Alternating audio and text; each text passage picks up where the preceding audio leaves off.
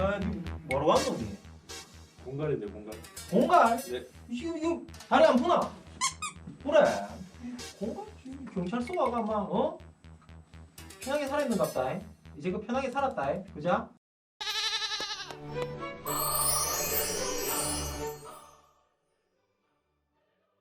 안녕, 난 달서경찰서 학교전담경찰관 배병철 경사라고 해. 여기가 그 진술 녹화실이라 하던데 그 진술 녹화실이 있으니까 뭔가 또 기분도 이상하고 한데 이 공간이 여기가 뭐 하는 곳이에요 여기가? 진술녹화실이라고 해가지고 사건의 증거자료로 활용될 수 있는 우리 사건의 당사자, 참고인들 이렇게 사건 관련자들이 있는데 그 사람들의 이제 진술을 녹화해가지고 나중에 이제 아까 말한 대로 법정에서 이제 증거자료로 활용될 수 있는 그런 것들을 확보하는 곳이지. 죄송한데 그 아까 학교전담경찰관이라고 하셨는데 그 학교전담경찰관은 그게 뭐예요? 학교 전담경찰관은 먼저 학교 폭력하고 청소년 선도 관련해서 임무를 전담하는 경찰관이고, 간단히 말하면 우리 주변에 우리 초, 중, 고 학생 그리고 학교를 안 다니는 친구들, 학교 밖 청소년들을 돕고 상담하고 잘못된 길로 빠지지 않게 하기 위해서 노력하는 다양한 일들을 하고 있는 거지. 청소년들을 돕는 그런 경찰관. 그렇지. 청소년들이랑 바로 대화하고 바로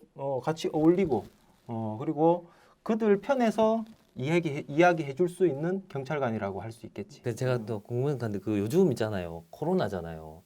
코로나 이전과 코로나 이후에 이 청소년 범죄가요 많이 좀 증가했나요? 일단 전체적인 이제 새로운 청소년 범죄자들이 생겼다기보다는 기존에 청소년 범죄를 저지르던 친구들이 조금 더 많이 저지르는 것 같아. 밤 늦게까지 놀고, 그렇지. 같이 하는 비행들 같이 하고. 그러다 보면 우리 저거 한번 해볼까? 저거 한번 해볼까? 이런 친구들이 되게 많아진 것 같아. 그 중에서도 또 나 이거 해봤는데 스릴 있고 야 돈도 좀 생기고 야 걔한테라 하면서 이렇게 자꾸 이제 친구들이랑 같이 이제 서로 힘이 돼주는 게 많아지는 것 같지. 또 혼자만의 시간이 있으니까 우리 이제 친구들 페이스북이나 텔레그램 많이 하잖아.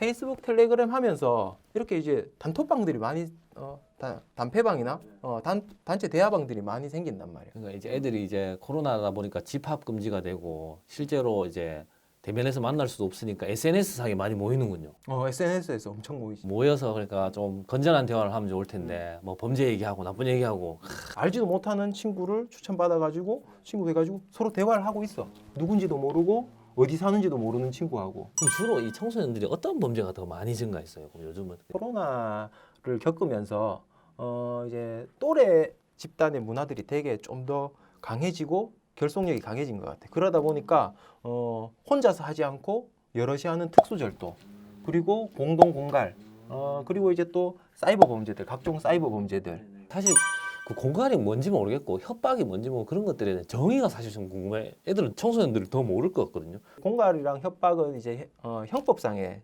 규정되어 있으니까 일단 그 얘기를 먼저 해줄게. 정확한 정의를 먼저 알고 그 뒤에 얘기를 하는 게 좋을 것 같아서, 먼저 공갈죄는 형법 350조에 규정되어 있어. 사람을 공갈하여 재물을 교부받거나 재산상의 불법한 이익을 취득하거나 타인으로 하여금 이를 얻게 함으로써 성립하는 범죄.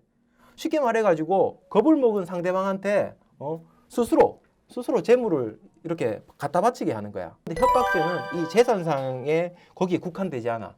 신체, 생명, 자유, 그 다음에 이제 뭐 아까 말했던 재물. 뭐 오토바이 탕치기, 폰 탕치기, 뭐 탕 이런 것들을 들어봤는데 이 탕치기가 뭐고 오토바이 탕 이런 사례들에 대한 설명 좀 해주시면 안 될까요? 전통적 방식의 공갈 행위라고 말하는 게 맞을 것 같아. 요즘은 이제 시대가 변해서 사이버니 뭐니 이런 이제 사이버상의 공갈 행위도 많지만 근데 아직도 청소년들은 오토바이 타는 거에 대해서 어느 정도 선망하는 게 있고, 오토바이를 타면 또 잘 나가는 형이다, 선배다 뭐 이렇게 생각하는 인식들이 사실 깔려 있잖아. 선배들이 얘들을 많이 이용하는 거지. 후배들을 불러내.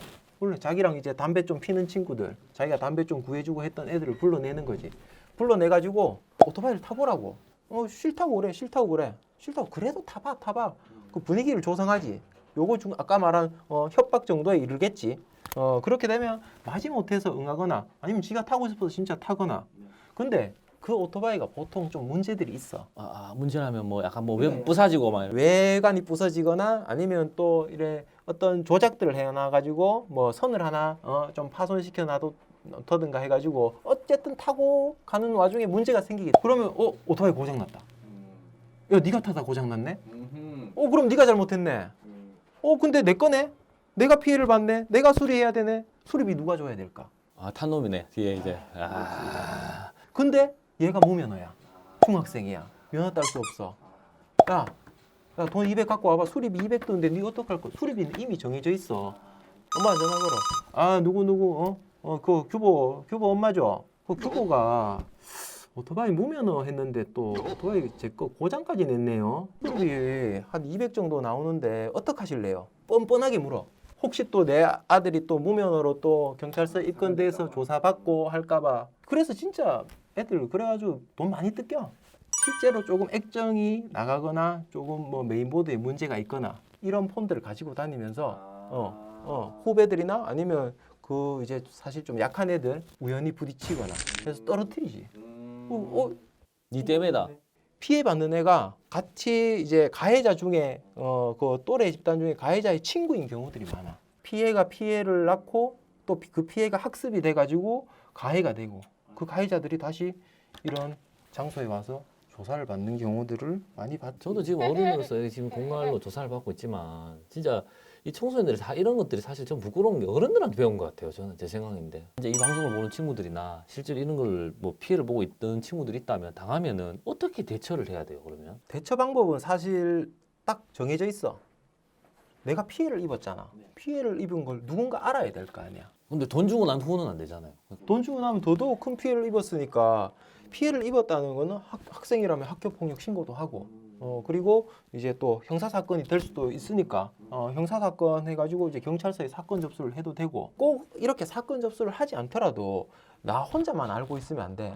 친구, 학교, 선생님, 부모님 그리고 뭐 전담 경찰관 그 누구든 알아야지. 그래야지 자기가 털어놔야지 어떻게 할지 그리고 서로 얘기를 해야지 이걸 해결할 수가 있거든. 잘못한 행동은 그냥 처벌받고 뭐 자기가 좋아해서 오토바이를 어쨌든 탔으니까 무면허로 그거는 뭐 처벌받고 앞으로는 사람들한테 뭐 호구로 뭐안 나타나는 게 낫다.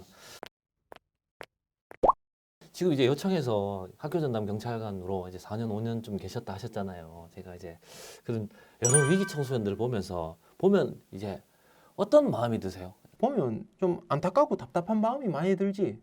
그래도 한편으로는 또 피해자가 엄연히 있으니까 괘씸한 생각도 들고 또 왜 저렇게 저런 행동을 할 수밖에 없냐고 또 들여다보면 또 측은한 생각도 들고 우리가 아무리 옆에서 도와주고 사실 별을 만드는 사람들이라는 기관이 그렇게 청소년들을 도와주고 비행을 억제하려고 하지만 결국 몫은 자기다는 거지. 자기가 어디까지 바닥인지 어디까지 떨어졌는지 그걸 자기가 자각해야지 내가 다시 올라갈 수 있고 반등할 수 있는 그런 팀이 원동력이 생긴다.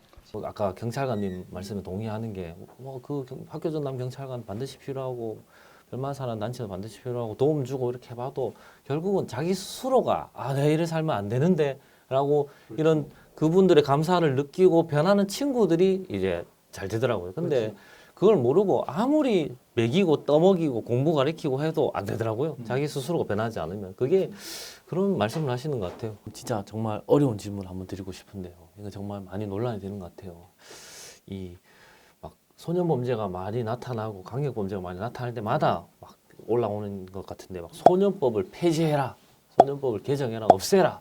막 이런 것들이 많이 올라오잖아요. 그러면 학교 전담 경찰관으로서의 의견은 어떠세요? 학교 전담 경찰관으로서의 의견보다는 내 개인적인 의견인데 이 전담 경찰관을 하기 전에는 사실 나는 소년법 사실 폐지론에 가까웠어. 소년법에 대해서 사실 잘 알지를 못했으니까 소년법이 소년들이 어떤 처분을 받고 또 어떤 사실 우범 성취 이런 부분에도 잘 몰랐으니까. 근데 이제 학교 전담 경찰관을 하고 소년법이란 제도에 대해서 구체적으로 좀 알게 되고 그러면서 조금 생각이 바뀌었지. 어쨌든 소년법은 유지되어야 하는 게 맞지 않나. 어쨌든 아직 신체 정신적으로 성장 단계에 있는 청소년들이고 물론 성인들도 아직 미성숙한 성인들이 많지만 일반 성인들이랑 청소년을 동일 선상에 놓고 판단하는 건 사실상 좀 적절하지 않은 것 같고 지금 있는 법과 제도도 사실 조금 더 엄격하게 조금 더 사안별로 좀 더 엄격하게 적용한다면 충분히 형법상의 죄를 묻는 것만큼 충분히 부를 수 있다고 생각하거든. 그리고 결국 마지막에도 아까도 얘기했지만 그 청소년 개인을 그만큼 또 사실 벌만 줘서 안 되거든. 애들은 좀 타이르고 당근도 주고 채찍도 주는 게 맞겠지. 아직 자라나고 있으니까. 지금 어떤 마음으로 경찰관이 지셨고 앞으로 어떤 경찰관이 되고 싶은지가 제가 너무 궁금해요. 이렇게 경찰관이시니까. 나 같은 경우는 이제 고등학교를 졸업하고 자연스럽게 대학의 경찰행정학과를 선택했고 그때 당시에도 꼭 경찰관이 되겠다 뭐 이런 마음이 있었던 것 같지는 않아.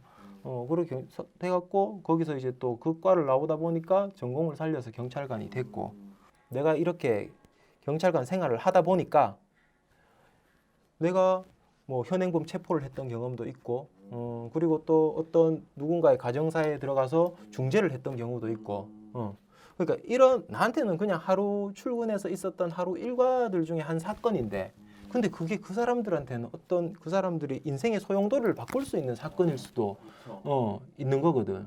그리고 이 학교 전담 경찰관을 하면서 그 친구들을 만나면서도 그런 생각들을 많이 해. 지금 이 친구들은 어떤 누군가를 하나 만나고 누군가를 하나 하는 게 자기 삶에 뭐 절대적으로 영향을 미치는 시기니까 그렇게 이제 한마디 한마디가 내 한마디가 그 친구들한테 생각해 볼 수 있는 시간 어떤 계기가 됐으면 좋겠다는 생각을 많이 하지. 그 이상모 경찰관님 잘 지냈나? 나 이상모인데 눈만큼 목소리도 얇은 닮으셨다는 말을 많이 듣던데 내가 상모랑 근데 그거에 대해서는 어떻게 생각하시는지. 네. 내가 기분 나쁘지. 서로 몽타주 비교는 각자 알아서 하는 거지만 상모 사랑해. 많은 친구들 만나봤잖아요. 학교 전담 경찰관 하시면서 혹시 막 되게 가장 기억에 남는 친구들 있나요? 가장이라는 표현을 우리는 자주 많이 쓰는데 그건 사실 뭐 적절한 표현은 아닌 것 같아. 사실 많은 친구들이 스쳐 지나가고 지금도 많은 친구들을 만나고 있지만 그 친구들 하나하나 기억하는 건 사실 힘들어. 하나하나 기억하는 건 힘든데 근데 그런 친구들 중에 한 친구가 있었는데 한 3년 정도 됐어. 학교폭력 피해를 당해가지고 페이스북 메신저로 이제 도움을 요청해가지고 나랑 이제 이상모 경이랑 같이 이제 그 친구를 찾아가지고 이제 그 알고 보니까 뭐 학교 폭력 피해고 공갈 피해도 많이 받고 그 새벽에 이제 그 친구 부모님 만나가지고 얘기도 하고 그런데 알고 보니까 그 친구가 몇 달 지나고 보니까 이 친구가 자기가 피해 입었던 걸 하고 다니더라고. 대부분 친구들 좀 그런 것 같아요. 시작은 다 또 피해자였는데 가해자가 된 친구들도 많더라고요. 네. 그러면서 이 친구가 뭐 이제 경찰서도 들락날락거리고 다니던 학교도 그만두고 근데 이제 그러면서도 우리랑 계속 연락을 했어. 연락을 하고 경찰서 오면 그래도 조사받으러 오면 우리 연락해주고 우리 한번 만나보고 또 얘기하고 어느 순간 그 비행 정도가 점점 약해지더니 이제 그 비행도 멈추고 자기가 이제 검정고시 공부해가지고 성적도 잘 나와가지고 올해 대학에 들어갔어. 대학에 들어가서 이제 자기 삶을 이제 꾸리고 있지, 시작하고 있지. 누군지 자기는 알 거야. 지금 이 영상을 보고 있는 너 축하한다 대학 합격. 조사 들어가기 전에 정말 이제 궁금한 게 있어서 또 질문하는데요. 이 정도면 조사한 거 아니냐? 조사 다 끝난 거 아니냐? 그동안 만나왔던 친구들 그리고 그런 이제 학교 밖 청소년 친구들 힘들어하는 친구들에게 하고 싶은 말 있으면 어떤 말이 있을까요? 이 영상을 사실 비행 청소년 기를 겪고 있는 친구들이 많이 볼 거야. 근데 분명히 또 어떤 피해를 당하고 있는 친구들도 볼 거라고 생각을 하거든. 피해는 피해받는 게 너무 힘들고 억울하고 가해 행위를 하는 애들은 빨리 그만두고 싶고 이걸 계속 하고 싶고 하고 해서 내가 이제 소년에 들어가고 학업을 그만두고 그러고 싶지는 않을 거란 말이지. 혼자 생각하고 혼자 결론 내고 내가 할 행동을 혼자 결정해.